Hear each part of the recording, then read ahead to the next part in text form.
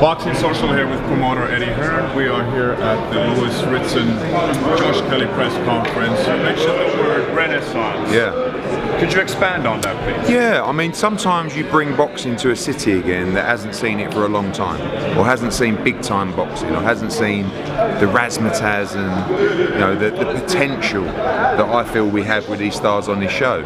And it's a great feeling as a promoter because we did it in Belfast with Carl Frampton, we did it in Leeds with Josh Warrington, and now we're doing it in Newcastle as well. And what it means is London's a big place. There's a lot going on. In London, you don't do a show at the O2, you don't get people walking up to you going, I just want to say, thanks for bringing boxing back to London.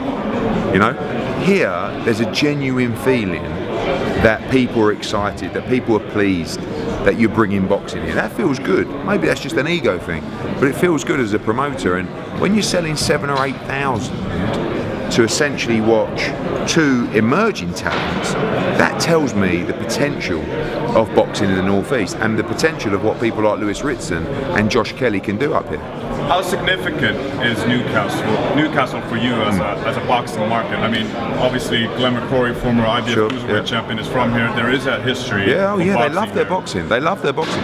But you get peaks and troughs in life with everything, and that includes boxing in cities. And Liverpool, for many years, was always a strong boxing city, but it's just about the talents that are coming through. If there's no talent coming through, boxing in that area will die.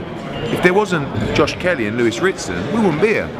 So that's what's important, and the quality of those guys, I feel like the fans look at it and go, do you know what? These kids can fight. It's not like they're just ticket sellers and we're just saying, oh yeah, come along and we'll see. They're in 6 and 8 rounders. Josh Kelly's in his 7th fight. Everyone's talking about Josh Kelly. Maybe the hype's not real, but you find out at this stage in their career in fights like this. I'm not saying Chris George is Errol Spence Jr., but what he is a Commonwealth welterweight champion with significant 12-round victories on his record that believes that Josh Kelly is out of his league and actually is a pretty boy and he can't mix it at championship level. He's going to find out on Saturday.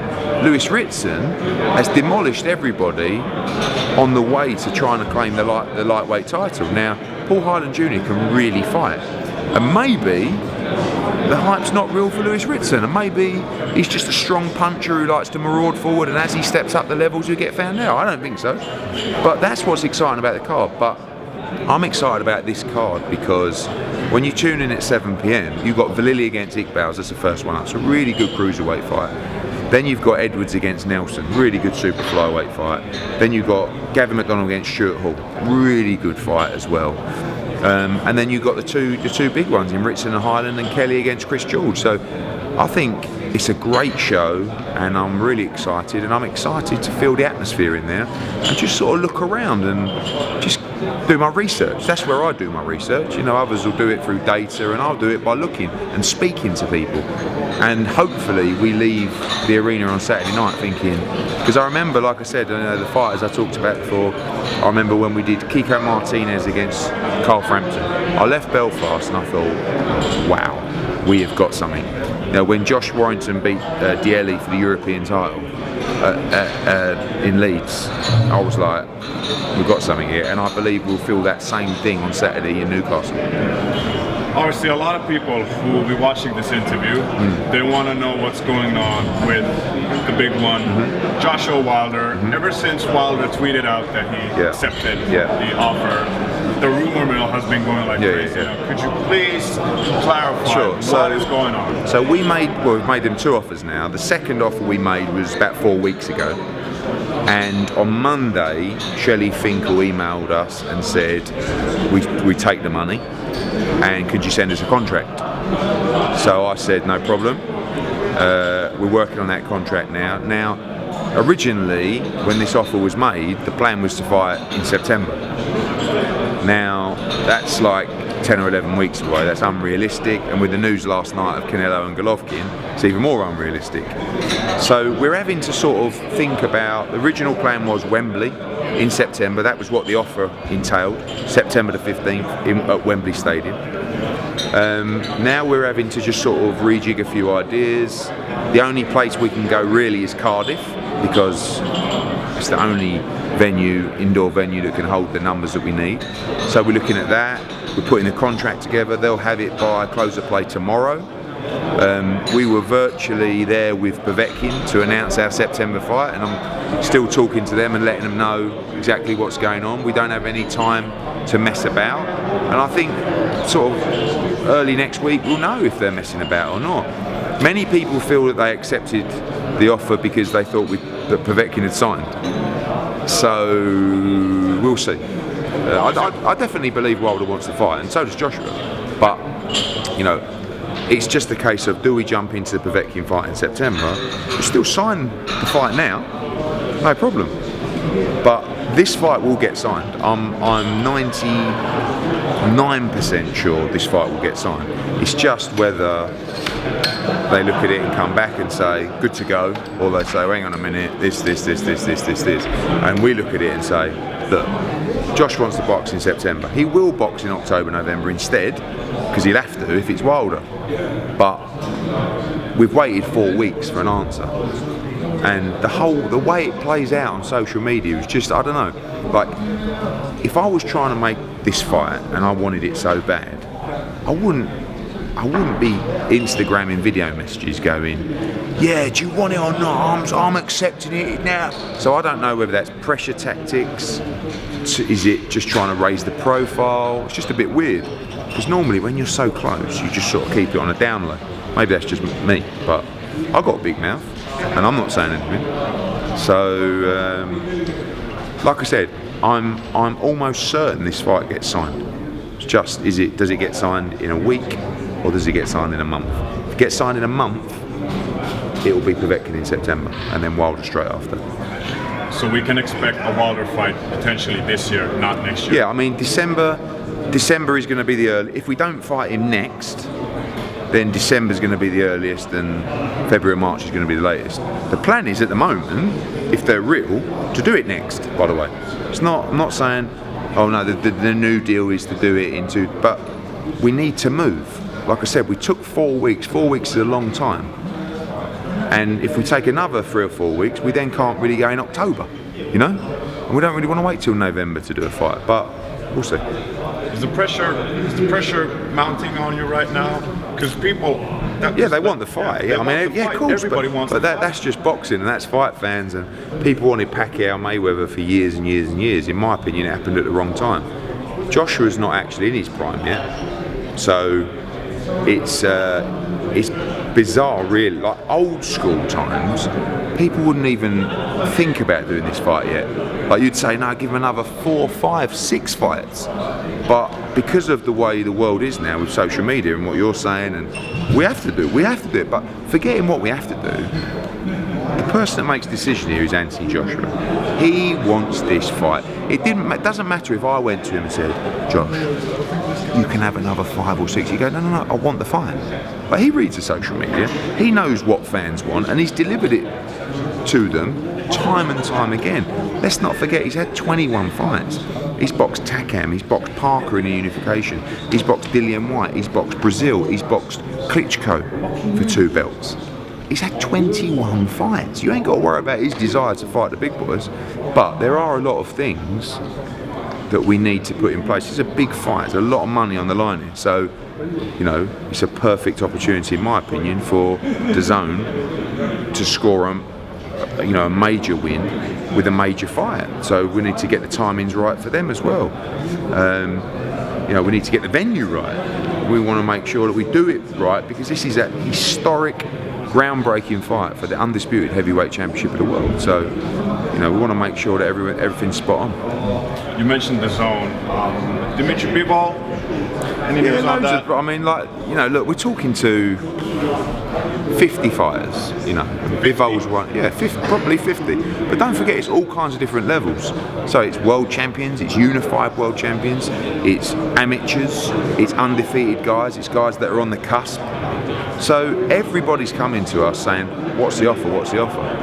And basically the tactic here is that you cast the net out to all the guys you want, and we see who's real and who's in the net and who's ready to whatever fish do. Jump and fly and swim. And so a lot of people are fighting who we're talking to have got fights coming up in June, July, August.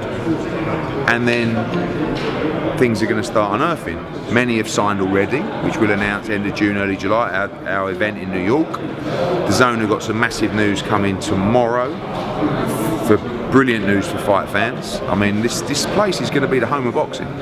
You know, so that's not in relation to a signing. That's in relation to some more content. Right. And it's going to be a lot of fun. Like I've learned a lot.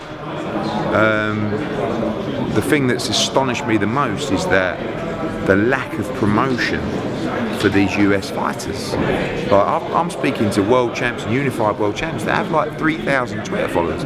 No one knows who they are. No one. I mean, outside of the hardcore boxing fans, you could walk in, maybe in here, or maybe certainly down the street. Forget the street in England. I'm talking about streets in their hometown, and they wouldn't know who they are. It's crazy. And all the fighters are saying the same things in the respect of, I want to be promoted properly, and I want a regular schedule. I don't want to fight once a year. I don't want to be lied to. I don't want to know, oh, you're fighting in September, then all of a sudden it's December, and then it's January. So these are some of the things that we can offer. And we've had some good, to be honest with you, we've not had a negative conversation with anyone. Everyone's interested. Despite the whole Broner stuff. No, the Broner stuff. Broner's Broner. Yeah. But everybody else we've spoken to is very keen. It's just a case of when and if. Like if you're fighting in July, you won't sign with us till August, September. But they're going to fall like dominoes here, because one big signing is going to come when we announce it. They're all going to come. So it's been good. It's been fun. We've had plenty of obstacles, plenty of barriers, plenty of people trying to mess things up, get in the way. But that's part of the game. We had it in the UK, and look where we are now. Tyson Fury fought last weekend, made his comeback fight. A lot of negativity from fans and from the media as well. What are your thoughts on Fury versus Fury? Well, it's embarrassing. You can't come out and say, I'm this lineal heavyweight world champion, I'd beat Joshua now, Wilder now, I'll fight them on my return, and then fight Fury.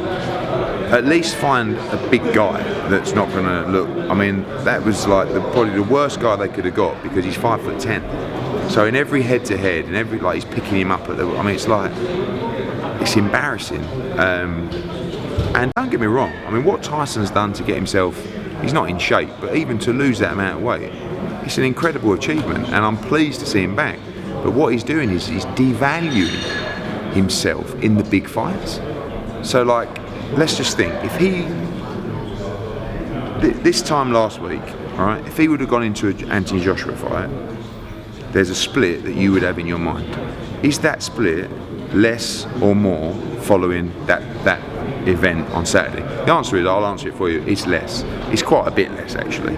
The problem now is the next one's going to be just as bad, and then probably the one after that as well. So you're going to get a stage like Fury Joshua was hard to make anyway. But when you start looking at a guy who's looking terrible, who's fighting nobody, who's getting booed in the ring, and people are just saying that everything's a farce, you can't be coming in asking for 40% or 50 as he asked for, you know. But we knew this, and this is one of the reasons why we couldn't get involved, because he sent me the name of Fury. And he sent me the name of Rafael Zambano Love. These are the guys he wants to fight. And I went back and said, Travis Kaufman, Tony Bellew, Dillian White and Anthony Joshua. That's your fights. It's about 30 million quid there for you as well. But no, he wanted these 3 or 4 fights like Fury. But all it's going to do is upset the fans, devalue Tyson Fury in future fights, and actually more importantly, not give him the ring time and what he needs in a fight. Like if he would have boxed someone who was tough and he would have done 10 good rounds on Saturday, you could say, right, I've done that, so now I can step up. You can't even step up after Fury because you haven't even done anything. Like, it's not like you've gone, oh, I've got that out of my system, or I've got some rounds under my belt, because you've got nothing out of your system. You've got no rounds under your belt, really. And he looked terrible. It weren't like he even looked that great. But how can you against a 5'10" cruiserweight who's like jumping in, and I mean, it was awful. So we'll see. But Don't expect, I think the next one's in Belfast. Don't expect anybody. Expect it to be just as bad. But this is how they want to do it. Are we ever going to see a Fury Joshua fight down the line? Not while his value keeps plummeting, because it's hard enough to make the fight anyway. Joshua would take that fight in a heartbeat. Fury said he'd take that fight as his first comeback fight. But he decided to fight Sefer instead. Close. And now, let's see who he fights next time. Finally, give the fans of Boxing Social the biggest reason why they should tune in this Saturday. Because, as we talked about the renaissance of Northeast boxing, this is an exciting time for the area. But more importantly, this is 5 really good championship fights. 7 PM, get yourself in your chair. All of a sudden, you've got the big cruiserweight fight. Simon Vallili's from Middlesbrough, just down the road, against Arfan Iqbal, very good. Look at the domestic cruiserweight division at the moment. Matty Askin probably top of the tree right now. Lawrence Okoli, great win for the Commonwealth title. You know, you've got all these other fighters coming through in the cruiserweight division. Massive chance for Vallili to ride this northeast crest of a wave. Charlie Edwards says he wants a shot at Calify, says he wants a world title. Anthony Nelson, we know what he can do. Remember the fight with Jamie Conlon? It was the fight of the year. He sold a huge amount of tickets. He's from South Shields, just down the road. They're going to be going at it. And then you've got a really interesting one, Stewie Hall against Gavin McDonnell. Stewie had the real close fight with Jamie, and they always thought one day they'd rematch. Now he's fighting the brother, Stuart Hall, up at Super Bantam. I think it's really going to suit him. Gavin McDonnell, number 3 in the world now at Super Bantam, wants that next shot at a world title. Stuart Hall fighting for his career. He's from Darlington as well, just outside. It's going to be a great atmosphere. Ritson against Highland, I think it's a brilliant lightweight fight. Lewis Ritson might just be one of these real gems of British boxing that comes out of nowhere and moves on to world level very quickly. He punches so hard. You know, he's going for 4 stoppage wins to win this Lonsdale belt outright. Robbie Barrett, Joe Murray, Scott Cardle, and then Highland, and then Josh Kelly, who may well be the biggest young star in world boxing right now, and may well go on to be a world and undisputed welterweight world champion. But he's going right in the deep end in his 7th fight for the Commonwealth title. So sit down, enjoy it, enjoy the atmosphere, and I can't wait for Saturday. Eddie Hearn, thank you very much. Cheers, mate.